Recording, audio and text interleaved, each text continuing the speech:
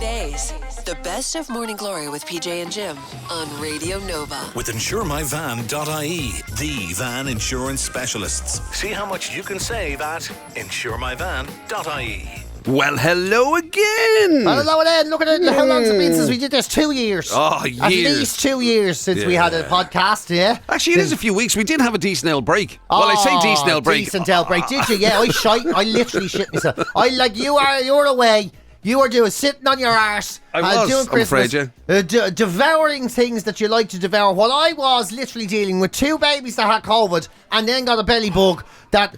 I don't know how I did. I mean, you're such... I don't know how I didn't die. You just whinge and whinge and whinge all the time I now. should be dead. You can't just enjoy somebody else's good fortune, no, can you? I can't. No, I hate it. I hate the fact that you had a nice time. Yeah, and by the way, when PJ said earlier on, I know it's hard to decipher sometimes, you know, when he says things like, I shit myself or whatever. No, in this instance, no, I did that he for actually 3 meant, days. Like, the literal physical act of it. Oh, my God. He did actually, you know, it wasn't something we discussed on the radio per se. Now, it didn't happen in the trousers or anything, but it was like a constant running. My God, diarrhea is something that is just not talked about. And we need to break the stigma. You know what I mean? I don't know. I'd rather not talk about it if I could avoid it. And that's why you're part of the mental health problem of the country. You need to break the stigma. Yeah. You need to break. We're okay with the stigma of everything normally. We're getting there on most things. Hang a second. Are you seriously attempting to make diarrhea a mental health issue? Yes, I am. I was very distressed. I was in my in-laws' house, man. In my in-laws, I didn't even have my own toilet. The frequency was ridiculous and humiliating. But that wouldn't have bothered you. You save it up to come in here to go to the loo. You don't. That's because I don't care what you think. But when you're with people who you have respect for, it's a very different thing, you know. It's a struggle. Yeah, I don't care what you think. In fact, I try and make it as awful in there as possible. So when it comes to your turn, it's not a nice place. It's like, oh, jeez, I can't go there. And that's when I'm healthy. So when it goes the other way around, things are a problem. You need to break the stigma. It was like, I remember the jokes, I remember the jibes. Remember when we were growing up and we were in school and there used to be the rhymes people would say? Remember? Diarrhea. Do you remember all them? Yeah. My daddy wasn't in, so I dropped it in the bin. Diarrhea. Diarrhea. Do you remember all them? You're taking way too much pleasure out of that. Do you remember? Yeah, but that's the problem, isn't it? People do take pleasure in it. They don't care for the sufferers. Did you bang out one of those rhymes while you were in Boston? I did not. I realised how severe the situation was. Trying to make light of the situation that you just stunk out one of their bathrooms. Yeah.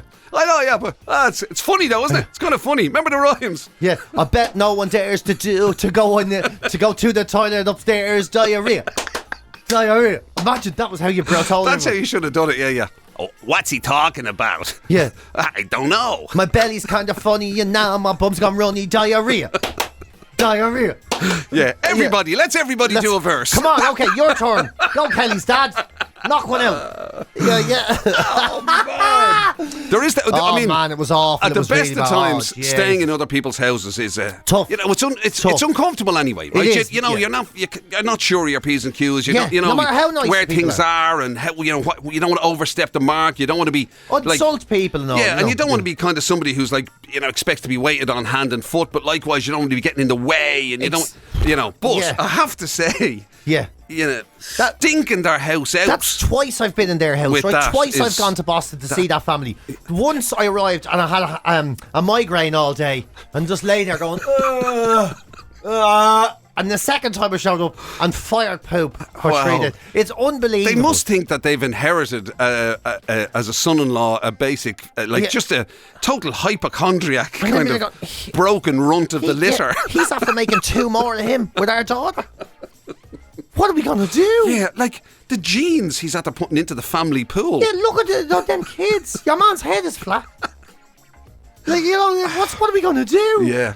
You're quite the one for making a good impression, aren't you? Oh, yeah, I tell you something. You do like to make an entrance. Yeah, oh my God. Yeah, you won't be easily ignored. Sure, they Googled me. When they found out I was going out with Kelly, they Googled me, and all they saw was, just out of a mental hospital, had a fight with Conor McGregor. These are the first things they knew about me. Probably best to get that stuff out of the way early. Then I come in here every day and basically you take the piss out of me and all. That's what they knew. That's what they knew. You keep saying that. I never take the piss out of you.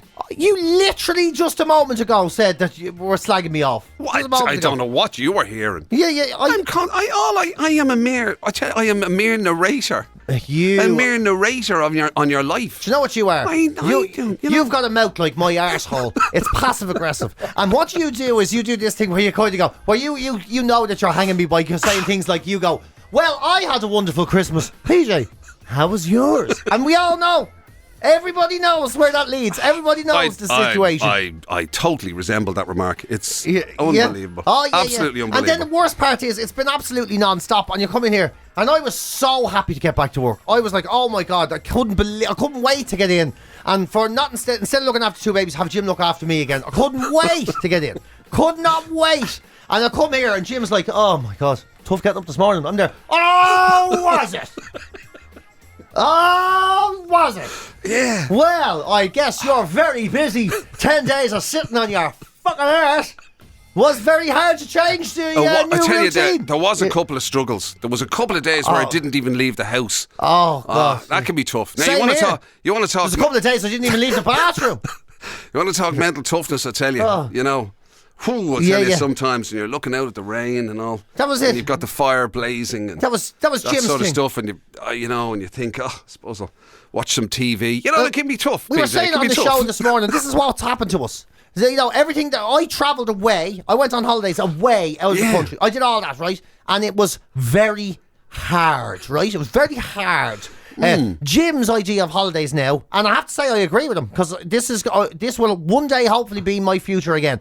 Jim's idea of holidays is, today I will go to a pub that I don't normally go to.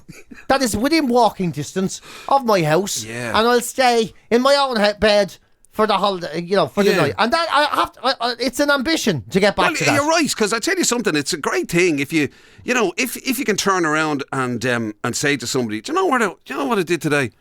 I went down to the Round Within. You did you? You did not? Yeah. What would you be doing down there? I decided to go down for the walk, It's like 3 minutes. 3 minutes, I went down there, yeah. Fair play, yeah. Change is as good as a rest.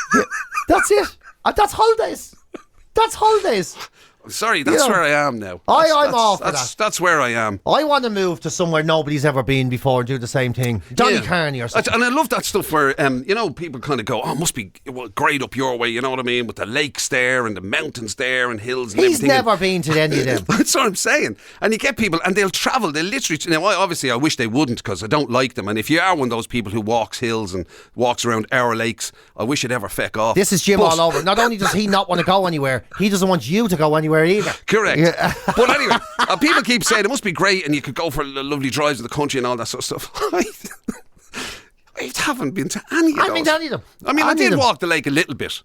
Not on it. I know people think I walk on water, but I meant around it. But but I'm just saying, this stuff when it's on your doorstep, you're kind of like, look at those feckin' Egypts out there taking up the parking spaces and walking the hills and all. Gobshites. And it doesn't matter if it's positive or negative. You will not motivate this man. Like, if someone was shot in the bar and Jim was having a pint in the lounge, he wouldn't go in a week later to see the blood stain. He'd be like, yeah.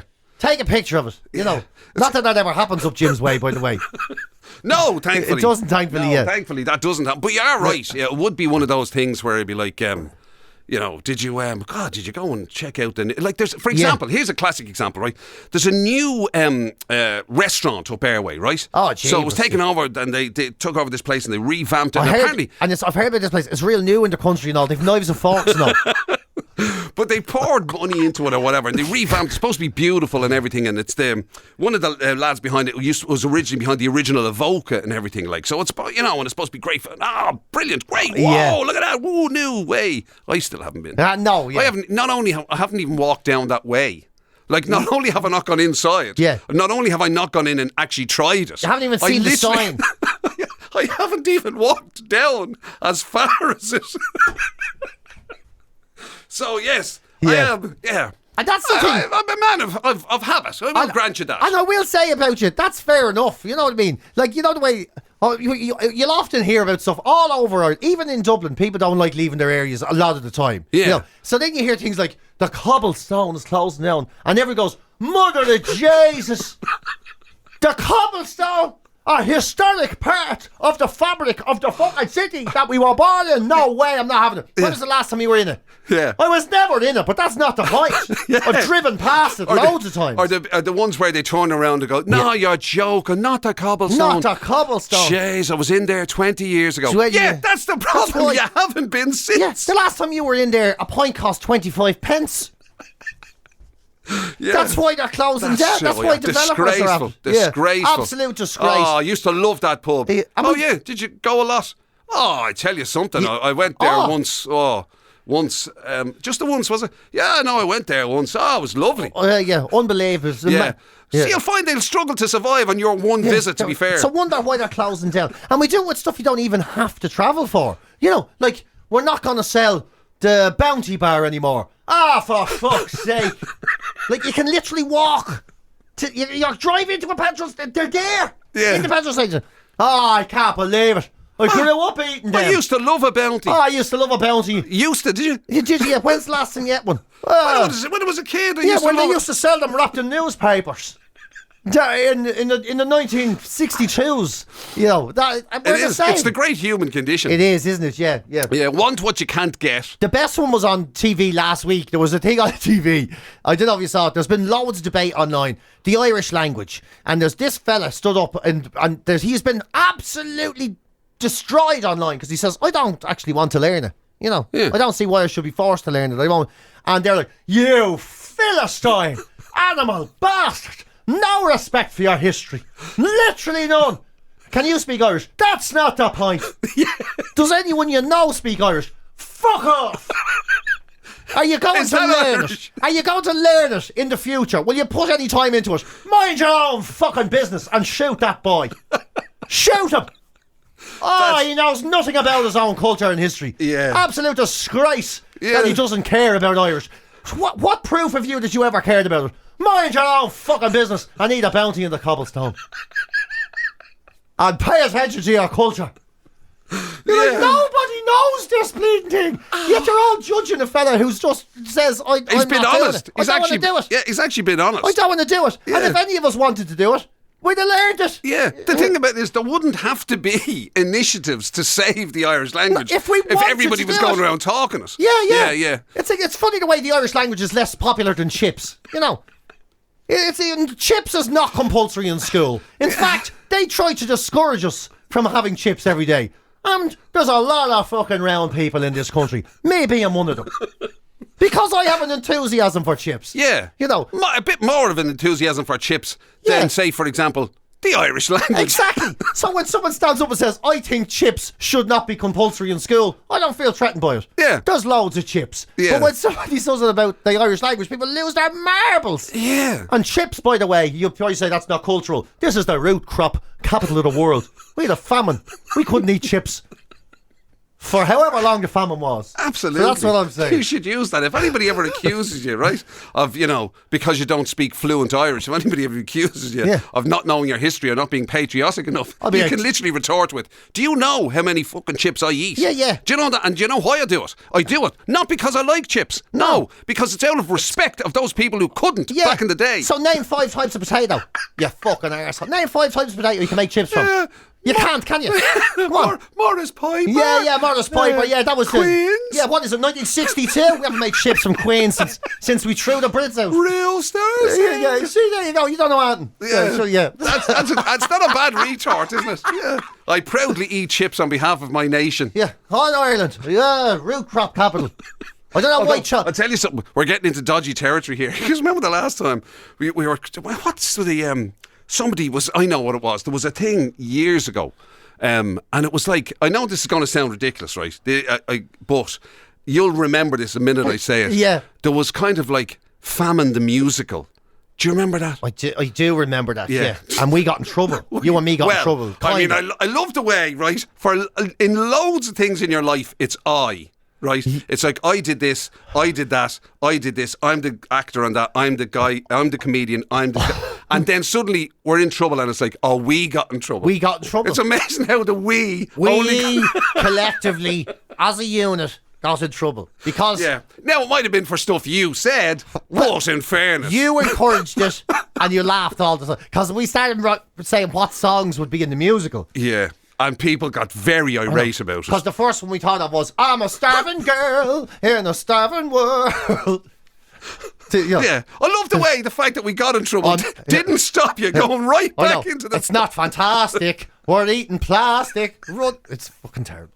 Shouldn't have done it. Yeah. Just to say, though, he does like chips. And I would like to say it was we that did it. We. It's the only time we did it. The only time the we gets a mention. And in fact, if I think about it, I think it might have been his idea. I think he wrote it down and says, PJ, you should sing that and see what happens. Yeah. I suspect I wrote the apology letter. Well, of course. That's why we did it together. That's how it became a collective, team effort. Oh, God. Yeah. Anyway. If it wasn't for me, you wouldn't have had to apologise. Therefore, we were responsible. QED. Can't argue with that.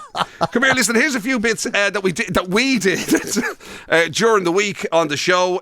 Obviously, coming back, it was our first week back after the break. I know that sort of seems late compared to a lot of people, but it was our first time back. But luckily enough, even though PJ came in with the belief that Christmas was well and truly behind him, that he'd finally, shunned it, he'd finally gotten it out the door, he wouldn't have to think about it again. Here we are. The cracking story from Dublin City Council. My God, this is one for me. Now, whatever about Famine the Musical, that's disgraceful, but this is worse.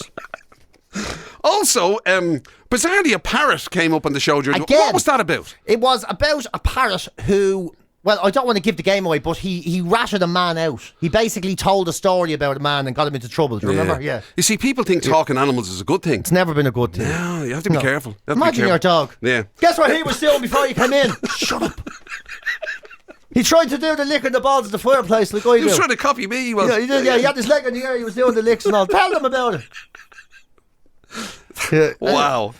Also, something that I have to say I paid particularly close attention to when it was brought up on the show during the week was the idea that a lot of us are looking for new jobs. New jobs, yeah. And what are the signs? How do you know? That it might be time. Turns out you just look at Jim and see similarities. And also then, something very close to PJ's heart came up during the week, which was excuses you make to the tax man. Yeah. Now, can I just say, this is one of those things. I have never been in trouble. Well, I have been in trouble with the taxman, but they were the ones that were wrong. Yeah. I came out clean as a whistle. So very well done, yeah. I stand over that. No, now he's sorry, I go as far as to say we stand over that. You see, now he's making it out like I'm Don Lamborghini or some gangster. Don Lamborghini? I'm not any of these things. I am a very law-abiding person. Hey, right? Don Lamborghini. Yeah, Don Lamborghini. Vroom, vroom. How you doing? I don't know any real gangsters' names. That proves even more that I'm in it. Yeah. Right, so have a listen. We'll chat to you at the end. GloryDaze. The best of Morning Glory with PJ and Jim on Radio Nova. With InsureMyVan.ie, the van insurance specialists. See how much you can save at InsureMyVan.ie. I'm not going to say it. I'm not going to turn around and say delighted to be back because I enjoy being off. PJ, on the other hand, hated it. I'm so happy to be back. There's no other way of saying it. I'm so happy to be back to some semblance of normality. Yeah. But the beauty of it is, right? Because as always, Northside Tony was on straight away trying to ruin PJ's day a little bit earlier on with this little meme thing that he sends in all the time. He just can't help himself, And then you add in it's the bomber's birthday, so he was probably happy. But no, the weird thing is the bad news just keeps coming for PJ because literally his thing coming back today was obviously it's over. All of the jingly jangly madness is over. It's back to normality. It's back surely to even the sickest of Christmas flutes would resign themselves to the fact that it's over. It's over. Little Christmas is done. It's time. Take the trees down, And then John comes in with this belter of a story that's in the papers this morning. Yeah, don't worry. Apparently, to cheer us up, to keep us in good spirits through the dark month of January, Dublin City Council have decided to keep the Christmas lights on until the end of the month. Get them bloody things down. Get them down. You're going to have a march. It's meant to cheer people up on the dark mornings. I'd rather set fire to my own shoes to stop me going out of the house than to see this. Get them down, Dublin City Council. So you're saying that Dublin City Council may have misjudged this? Is that what you're saying? You have it upside down, inside out, and yoke about face. Seriously, surely nobody wants Christmas lights up until the day before February. Lights are just lights. They are not just lights. They're a symbol of ignorance. A symbol of Christmassy, never-ending, nonsensical, jovial, gone-off, stale turkey sandwiches and random... Do you have an objection to them if they're just sort of, hanging from a what do you call it, like the eaves of a house or a building or something? Or is it that they're in the shapes of Christmas-related things? I think you should be fined if you don't just go back to what it's supposed to be. It's January and February are coming. Your house is supposed to look damp and miserable, grey, disgusting. I don't know if it's supposed to look like that. It's supposed to, Jim. It's supposed to. We should all be forced to paint our hall doors black for 2 months. You just want to go into a period of mourning, do you? I do. You just want a period of mourning for Christmas past. Victorian era. I don't even want to see kids playing with shoes on. Black and white. Yes. Put their rags on and send them into the street, honestly, into the cold. I prefer another potato famine than to look forward to have these lights left on. Wow. It's just not... I have a feeling those kind of comments weren't raised in the meeting in Dublin City Council when they were talking about maybe we'll just leave the lights on and keep people's spirits up through the dark winter weeks of January. Yeah. Obviously, there was no PJ Gallagher style individual in that meeting. Does it really take how many people do you have to vote in before one of them just stands up and says, "Excuse me, I like dirty, litter-strewn streets full of antisocial behaviour with an ugly sense of danger"? Yeah. Don't go trying to cheer me up, right? Don't be hanging lights on. You wouldn't decorate a dog poo. Let's leave it as it is. Come on. Let's start fixing the city, not decorating. It's its imperfect self. It's unbelievable. It just really proves your point. Christmas lights up and there's Easter eggs in the shop. No good deed ever goes unpunished. It really doesn't. It really doesn't. GloryDaze. It's the very best of Morning Glory with PJ and Jim on Radio Nova. Over the last little while, obviously, with it being the start of the new year, there was been a lot of talk about... I mean, in fact, yesterday we were talking about those things of, the expectations for the year. People have this is the year I'm going to... New year, new me, all new of that start, kind of stuff going on. By the end of this year, I'll have ripped abs and €1 million. Exactly. Yeah. And predictions, even if you're not into the New Year's resolutions or whatever, predictions of like, right, this is it. This is the year I'm going to whatever. And for a lot of people... that involves, right, I'm sick of my job. But this is getting a new job. And apparently, the way we always talk about marriage and everything, you get the 7-year itch and all that sort of stuff. Well, apparently in the professional sort of sphere of your work, it's the 3-year itch. That to me feels very short, wow. I have to say. No, I don't know. But every 3 years people I've been feeling it a lot. Well, you now are you going into your third 3-year cycle with me. So, in fairness... I don't know. Anyway, so the 3-year itch, which is seven. Oh my God. Anyway, yes, but that's the thing. So what they've done is they've said, listen, stay mentally healthy. Keep an eye on yourself when it comes to your job. Look for the signs that say you may need to change your working environment, get a new job and move on. Oh, wow. Wait, just hang on a second till I just get a pen. Don't worry, Jim. I've already ticked all of these boxes for you. Brilliant. All okay, of them. So and the problem if I say yes to any of these, is it? I need to get a new job. It's time to start thinking about your career, Jim. Here we go. Right? Do you feel anxious on a Sunday night? Yeah. Yeah, so there you go. So, do you feel underappreciated? Yes. Right there, that's another one. Do you not really care about... Oh, okay. Frequently, do you look at the time to see if it's nearly time to go home? Yes. Have you ever felt depressed before you even get a holiday? Yes. Because you know it's going to end. You have to you no longer feel passionate about the people you work with. Do you not like your boss? Tricky one to answer. I'll move on. For anybody. You know, there you go. Silence is golden. Silence is gone. He doesn't even like me, so never mind anyone else who gets to tell him what to do. Do you experience a lack of sleep due to stress? Yeah. Oh, and would you like your salary to be better? Yes. Yeah. And do you not feel a sense of pride in your work anymore? Oh, well, I mean, you know, like, yeah, obviously. I think you should. Who wouldn't be proud of the work that you put in? Who wouldn't? You get up in the middle of the night, you come here, you're half radio presenter, half engineer, half carer. That's a lot of halves. Yeah, that's a lot of halves. That's a lot of halves. All three halves are completely booked up with your stressful life. Unbelievable. I don't blame you. Unbelievable. So that's the thing. So they're actually pretty good signs, though, to be fair. I would say, in fairness, that there's a problem here. The problem here is anyone who has a job at all is going to have all of these. I was just going to say, I'd say a lot of these now would be common to people. At some stage, even Elon Musk turns up to his own companies, Tesla and all, you know. Yeah. He even turns up there and says, "Oh my God, this kip again." And it's his kip. Yeah. He owns the kip. Yeah. And even he is going to say, "I need a new job." And surely some of those signs, even if you really loved your job, there would be some of those signs. I mean, there's bound to be times when, you know, I mean, it's just one of those days in your job or in one of those weeks or years. Yeah. This is just one of those lists where they try and, you know, set off alarm bells inside you for no reason. This is like what Dr. Phil used to do. Yeah, and it's also one of them as well, like, in fairness, you know, it's one of those when you kind of, you know that your job isn't your life's kind of ambition or your, you know, it's one of those, it's kind of like when you're literally... Speak for yourself. No, I'm saying it's kind of aimed at those, it seems like it's aimed at those people who are just, you know...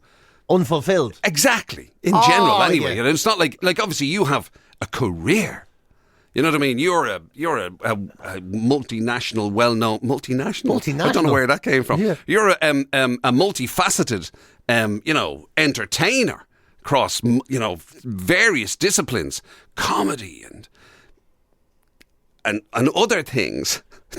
Yeah, oh my God. Do you know what? This is unbelievable. So you're obviously on a career path. I give myself. This is probably more for people who are stuck in dead-end jobs. I give myself credit for one thing. Yes. I actually do kind of like what I do. There you go. And I rate what I do. Unlike you, who looks at me and says, "How did that dishevelled piece of absolute talentless nonsense get into this door?" I have never said to the that point that I have to look out loud. Out loud. And do you know what happened last night? I was saying, looking at the babies, I says, "What do you think Milo be like?" And she goes, "Oh, I don't think he'd be like you." She goes, "Right, Kelly?" Yeah. Not even messing now. Unironically. She goes, "I think he'll do something like, he'll be a writer or something." I was there, "I'm a bleeding writer." And she went, "What?" I was there, "I literally have a book out now. I've written 3 plays and 4 stand-up shows." And she goes, "Oh yeah, but I meant he'll be like a real writer." I was there, "That's what I do." Well... I was like, "Oh, I'm on the radio as well." She goes, "Well, let's be honest. Jim's on the radio. You're his friend." GloryDaze. The best of Morning Glory with PJ and Jim on Radio Nova. With InsureMyVan.ie, the van insurance specialists. See how much you can save at InsureMyVan.ie. There's another story doing the rounds today. Oh, yeah. And I would love to use this excuse when the time comes for us to make a tax return. Tax returns. Obviously, we know you've a, you know, sketchy past with the I don't revenue have a people. sketchy past. But I had an audit that went on for years and I came out of it clean as a whistle. Clean as a whistle. Yeah. And still had to pay thousands. Just want to say where there's smoke and all that. But anyway. Revenue people, can I just say, this man is trying to start get me in trouble for no reason. But it would be an interesting excuse to say, if you were to turn around to the revenue and they say to you, where's the tax that you should have paid? Well, it's not found. What did you pay? Well, I mean, I'm just saying it's not found. Well, wait, I tell you, because they've done a list of excuses people have given for not paying their taxes, right? Right. And I have to say, it was not found in there. Not found would be better. It would be an actual more plausible excuse than anything that these have been given. Right. These are great crack to read. One fella, he said he had a run-in with a cow and he can't stop thinking about it. He can't concentrate. He was coming round the corner and he seen a cow on the road. He didn't hit it.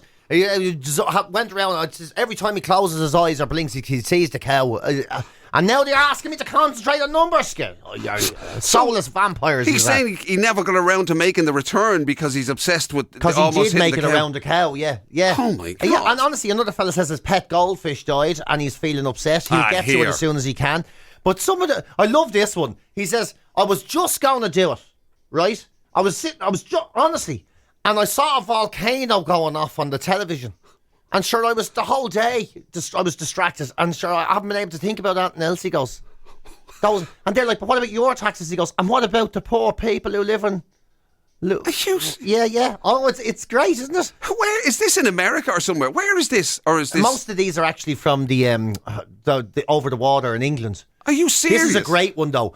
This one, one woman was, why didn't you pay your tax? And she goes, well, because my husband says it's not due until the 31st of March.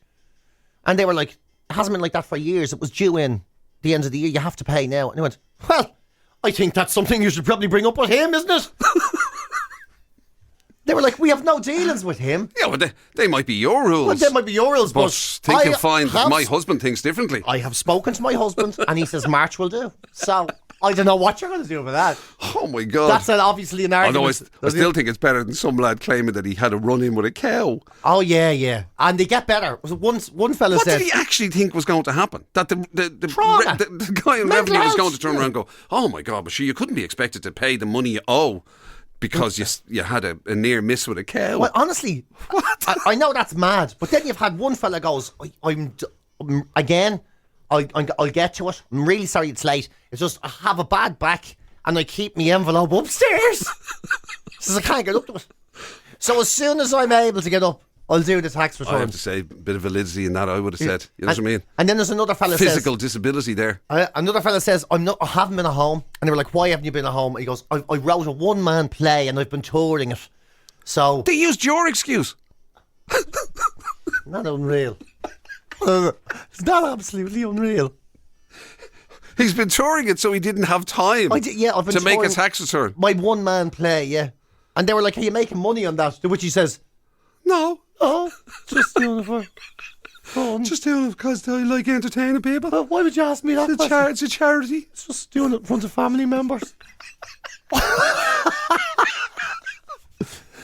And then I actually love that all of these people have somewhere they've convinced themselves that this might work. That it might work. That these excuses might actually work for them. That's the maddest part. And the fella says tax returns. I don't have to pay tax returns. My business doesn't really do anything. And they were like, that's not how it works. Does it make money? He goes, yeah, but it makes money, but it doesn't really do anything. What? They were like, well, what? Like, what? He thought you only pay taxes on stuff that's kind of... Yeah, what? like if you could write it on the occupation box. Yeah. And you write down plumber, electrician, whatever. He says his doesn't really fit any of them. So obviously, why he shouldn't have to pay tax? It's not included. I'm exempt. All I do is sell jellies. Yeah, I just sell stuff on eBay. What are you talking about? That's not an area. Yeah, and most of it's for cash. Yeah. So, like, what do you? What am I supposed to do? Buy and sell furniture. So it's not online. It's none of your business. Wow. Yeah. And one of the best. I wish I had the neck of some of these people. Wouldn't you love it? Yeah. And my favourite one is the accountant who said, "Of course I haven't paid me tax returns. You know what time of year it is? I have to pay everyone else's." GloryDaze. It's the very best of Morning Glory with PJ and Jim on Radio Nova. Big animal lovers, of course, here at Morning Glory, as you know. Primarily, obviously, it's mainly the dogs end of things. We do kind of tend to talk about the dogs end of things. Lots of listeners that we have are big dog fans. Dogs are good. Dogs are loyal. Yeah, we tend not to branch out very much. Not very much. We've there are a lot of cat people who listen to the show. You hear less about other type of pet lovers, don't you? You don't hear as much about it. Yeah, there's always one family or one fella that, has a load of mad things, Not guinea pigs. You might have an old snake or a long mouse or a parrot or weird whatever. Spiders. Yeah. Or somebody with what's those things? A gecko. Yeah. Or an iguana. Yeah, or just look at that snake now. He gets out now, he'll eat the old one next door. There's always something like that. Parrots, though. I love parrots. They're just such a source of constant comedy, do you know? And there's a parrot in the news today because a fella was caught doing the dirty on his missus, so he was, because the parrot ratted him out. So, unbelievable. Yeah, his missus was away for a few days. A dog wouldn't do that. Dog wouldn't do that. No. Dog wouldn't do that. Dog will be there. They come in and she'll be there going, dog is be, roo, roo, biscuit, no problem. You're on side, not a word. Not a word. Yeah. But the parrot, this woman called Jess was obviously over in the house when the other woman was away. And is Jess the other woman? Jess is the other woman. Oh, and then it's a very other woman name, isn't it? It is, isn't it? Never trusted Jess. Never. Because it's very close to Jezebel. Isn't it? Isn't it very close to Jezebel? Rings a bell. Anyone with a J at the start of their name, don't trust them. And she came back anyway. And I think she's sitting there watching the TV, and next thing the parrot starts going, hey, Jess. So the parrot took a shine to her anyway. Jess! And she was like, who's Jess? He said, I don't know. He must have seen it on the telly, which is the mad thing, as if the parrot is just mad into TV. You know, he's there. So your man who was offside claimed that the Jess the parrot was talking about was a character from TV. Well, yeah, but obviously the parrot heard him going, oh, Jess! Jess! Woo! Jess! So the parrot starts going, hey! Jess! You know. Right. So she decided so the she wife was got suspicious. Got suspicious, did a little bit of homework on the family electronics, and sure enough, wasn't there a Jess everywhere? No. There was a Jess in the workplace, a Jess in the phone, Jess all over the place, parrot ratting them out. Parrots, like... Ratted out by a parrot. Yeah.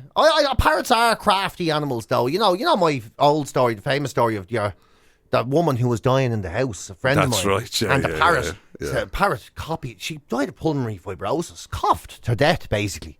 And when they brought the coffin into the house, the parrot starts going, exact cough of the woman. Cheeky little fecker, like. Yeah, I mean, I do remember that story. It's not my favourite of your parrot stories. I know that's hard to believe, that somebody has multiple parrot stories. I do have multiple parrot stories. My favourite of your parrot story is the one that was in the pet shop out in Kinseely. Yeah. And the mother-in-law went out and says, oh, look at him. And he just goes, F off, straight to her face. She's like, oh my God. Is there, excuse me? He told your mother-in-law. Yeah, F off. Except he used the whole word. Yeah. And then there was the other parrot that used. See, this is how many people do you know have a selection of parrot stories? That's brilliant. The other parrot who used to, he learnt off all the phone noises. So you'd be sitting there watching TV and he'd start going. And they were checking their phone. You say, "It's not that parrot again." The parrot was like, "That was just me, having the crack." And then there was the other parrot. When everyone used to go, "Mom, going out." They used to go out the house, and the parrot learnt off all their voices. Was going, "Mom, going out. Mom, going out. Ma." She come downstairs. The whole family were sitting there. She go, "Mother of Jesus, I thought it was here to me own." GloryDaze. It's the very best of Morning Glory with PJ and Jim on Radio Nova. Right, there you go. Some of the bits from during the week on the show. That's right. I've nothing more to say. That's to be honest all with we you. need to say. That's all we need to say. I think we've covered quite enough carry on there. The royal we, the royal we. It's nice to be included sometimes, even if it is only the bits that are trouble. Yeah. Well, it's his. I'd like to say I can't remember it exactly, but I think it was all his idea. That's all I want to say. You've been listening to GloryDaze, the best of Radio Nova's Morning Glory with PJ and Jim. Catch the show live weekdays 6 to 10 on FM, online at nova.ie, or on the Nova app.